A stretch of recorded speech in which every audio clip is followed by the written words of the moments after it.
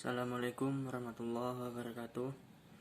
Perkenalkan, nama saya Hibatul Asisi dengan NIM 43040200050. Di sini saya akan menjelaskan tentang perkembangan masa dewasa awal.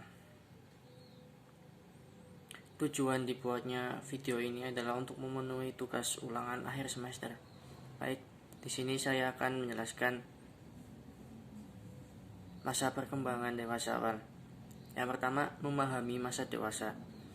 Dalam studi psikologi perkembangan kontemporer, wilayah pembahasannya tidak lagi terbatas pada perubahan perkembangan selama masa anak-anak dan remaja saja, melainkan juga menjangkau masa dewasa menjadi tua hingga meninggal dunia.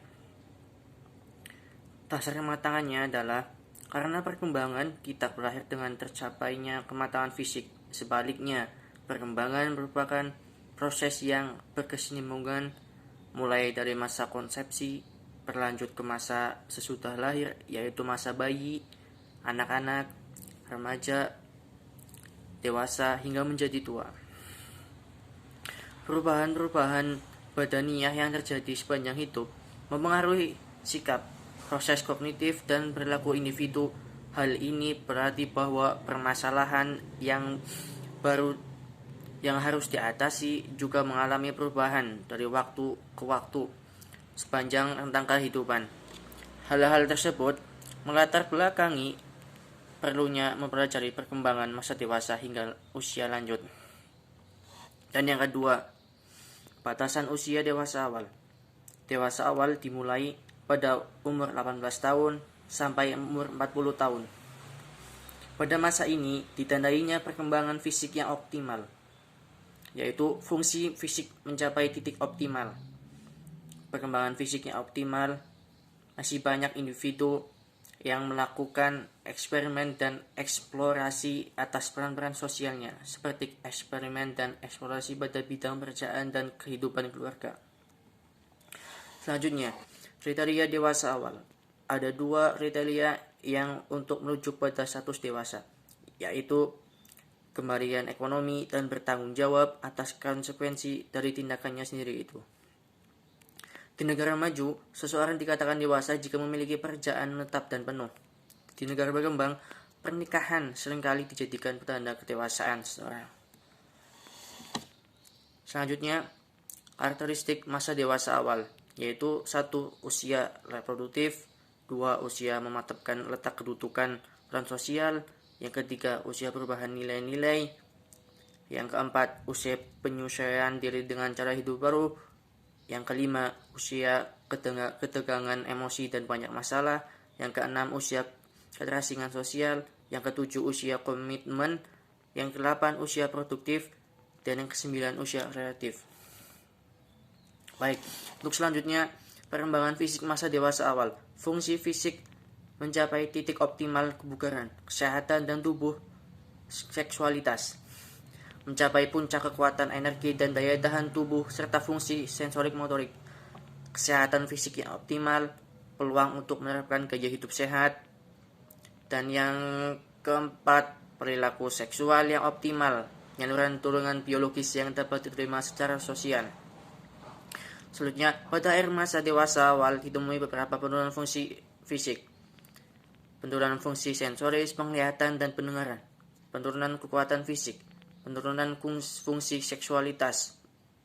Menopause pada perempuan sekitar 45-50 tahun. Peristiwa menakutkan, hambatan kepuasan seksual. Baik, untuk selanjutnya, pengetahuan tentang perkembangan dan kesehatan seksual. Aktivitas seksual ketika beranjak dewasa. Masa beranjak dewasa adalah waktu ketika kebanyakan individu aktif secara seksual dan akan menikah. Orang dalam masa beranjak dewasa melakukan hubungan seks dengan lebih banyak dibanding orang dewasa muda, tapi frekuensi mereka berhubungan seks lebih jarang. Seks bebas lebih lazim ketika beranjak dewasa daripada masa dewasa muda. Orientasi seksual dan perilaku. Preferensi seksual individu kemungkinan besar adalah hasil dari kombinasi faktor genetis, hormonal, kognitif, dan lingkungan. Untuk selanjutnya adalah risiko-risiko yang berkaitan dengan faktor fisik masa dewasa awal. Infeksi yang ditularkan secara seksual. Yang pertama, infeksi yang ditularkan secara seksual atau disebut dengan sexuality transmitted infection. Terjadi lewat kontak seksual baik melalui seks hubungan intim, genital, oral maupun seks anal genital. Sexuality transmitted infection muncul karena satu, infeksi bakteri gonorrhea, sifilis, dan chlamydia. Dan yang kedua, infeksi virus herpes genital, kulit genital, dan AIDS.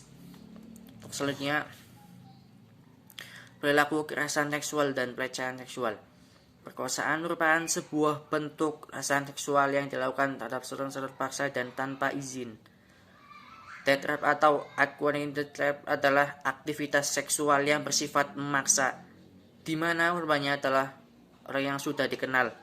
Mahasiswi tahun pertama lebih berisiko mengalami pengalaman seksual yang tidak diinginkan daripada mahasiswa tahun kedua.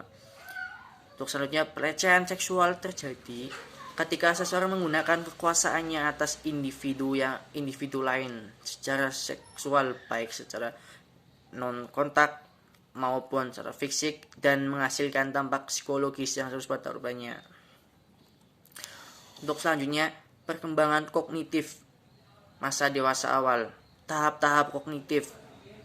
Menurut Piaget, berpikir formal operasional seperti usia remaja 11-15 tahun, yaitu cara berpikir yang lebih logis, abstrak, dan idealistik. Namun dari segi kuantitatif, jumlah pengetahuan orang dewasa lebih besar dibandingkan remaja, sehingga mereka berpikir lebih sistematis dan terampil.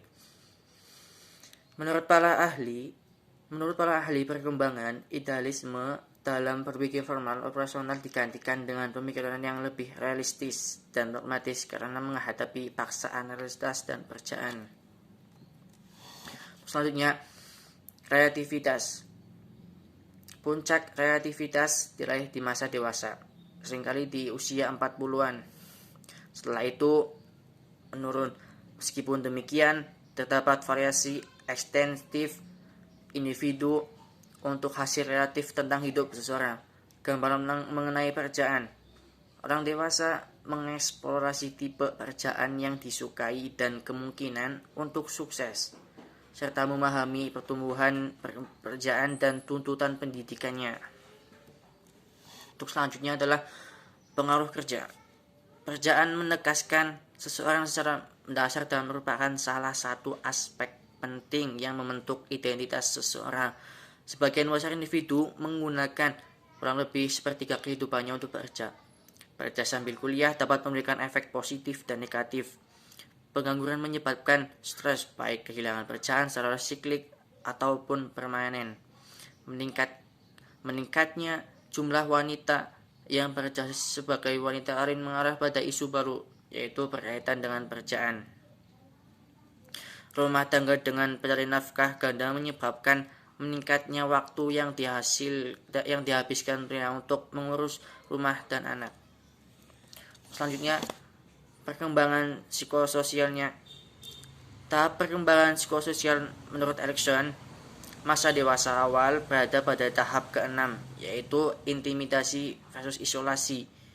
Jika seseorang dewasa awal tidak dapat membuat komitmen personal yang dalam terhadap orang lain, maka mereka akan terisolasi dan terpaku pada kegiatan dan pikiran sendiri atau self-absorbed. Baik, demikian itu saja yang bisa saya sampaikan. Apabila ada kata-kata yang kurang berkenan atau kata-kata yang salah, mohon dimaafkan. Wabillahi taufik wal hidayah. Wassalamualaikum warahmatullahi wabarakatuh.